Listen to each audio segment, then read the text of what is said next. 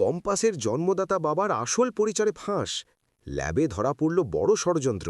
বন্ধুরা, এতদিন যে সত্যির খোঁজে সবাই পাগল ছিল, আজ তার পর্দা ফাঁস হলো।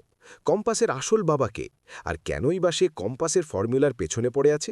সেই জঘন্য অতীত যখন কম্পাসের সামনে এলো, রাগে ক্ষোভে সে নিল এক ভয়ঙ্কর প্রতিশোধের শপথ। অন্যদিকে হসপিটালের ল্যাবে স্যাম্পেল বদল করার এক বিরাট ষড়যন্ত্র মাঝপথেই ভেস্তে গেল। আর কলেজে সসম্মানে ফিরে এসে কম্পাস দিল ১৪০ কোটি ভারতবাসীর জন্য এক মাস্টার স্ট্রোক। আর সব শেষে ভিহানের কড়া ওয়ার্নিংয়ে কেঁপে উঠল মোনালিসা। আজকের এপিসোডে এমন কিছু মোড় আসতে চলেছে যে আপনাদের সিট থেকে উঠতে দেবে না, তাই ভিডিওটা স্কিপ না করে একদম শেষ পর্যন্ত দেখুন। হ্যালো বন্ধুরা, আজকের পর্বের শুরুতেই আমরা দেখি এক চরম আবেগঘন ও গায়ে কাঁটা দেওয়া দৃশ্য।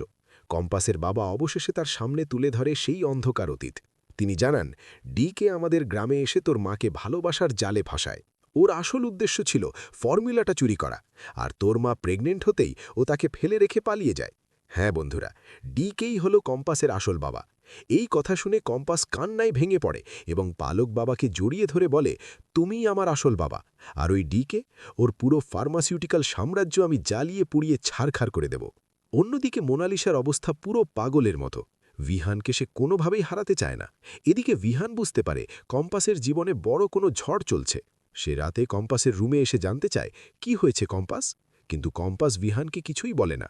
সে শক্ত হয়ে জানায় এই লড়াইটা তাকে একাই লড়তে হবে। সবচেয়ে বড় টুইস্টে আসে প্যাথোলজিক্যাল ল্যাবে।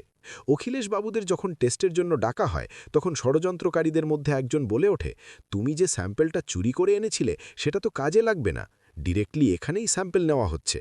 রেজাল্ট আসার আগেই ধরা পড়ার ভয়ে এখন কাঁপছে তারা। পর্বের শেষটা হয় একদম ফাটাফাটি। নোবেল ফিউচার কলেজে ভিহান অ্যানাউন্স করে যে কম্পাস ভৌমিকের সাসপেনশন তুলে নেওয়া হলো। এআই সামিটে ১৪০ কোটি ভারতীয়র জন্য দুর্দান্ত প্রজেক্টের আইডিয়া দিয়ে কম্পাস সবার মন জয় করে নেয়।